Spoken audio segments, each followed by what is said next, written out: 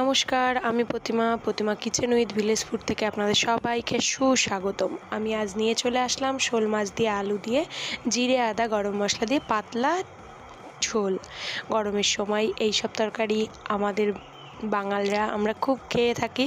তবে আপনাদের পছন্দ হলে প্লিজ কমেন্ট করবেন। এখানে শোল মাছটাকে লবণ হলুদ আর একটু সর্ষের তেল দিয়ে ভালো করে মাখিয়ে নিয়ে বেশ আস্তে আস্তে জালে সুন্দর করে ভেজে নিলাম। শোল মাছটাকে ভেজে নিয়ে ওই তেলেই মাথাটা দিয়ে দিলাম। মাথাটাকেও ভালো করে ভেজে নেব। নিয়ে এখানে জিরে আদা গরম মশলাটাকে আমি বেটে নেব। আমি কিন্তু শিলপাটার ব্যবহার করছি। আর হ্যাঁ, জিরে আর আদা তো অবশ্যই মিক্সিতে হবে না, আমাদের গ্রামের এদিকে আমরা শিলেই ব্যবহার করি, শিলপাটাই ব্যবহার করি। আদাটাকে ভালো করে বেটে নিলাম, এবার জিরেটাকে বেটে নিলাম। এবার গরম মশলাটাকে বেটে আমি এই পাটাই রেখে দেবো, কারণ গরম মশলার লাস্টে দেব, আগে তো দেবো না, আগে দেবো জিরে আদা বাটা। চলো, এখানে এদিকে আমার মশলা বাটতে বাটতে মাথা ভাজাটা হয়ে গেছে। এবার আলু দিয়ে দিলাম। আলুটাকে সুন্দর করে ভেজে ওর মধ্যেই আমি আদা জিরে বাটাটা দিয়ে দেব।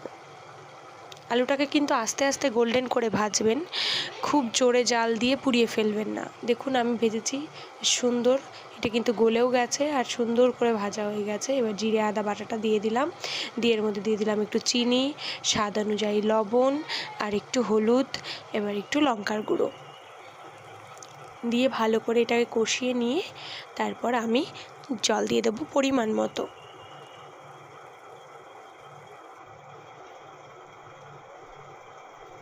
হ্যাঁ, আমি জানি আপনাদের হয়তো পছন্দ হবে না, কিন্তু অবশ্যই খেয়ে দেখবেন।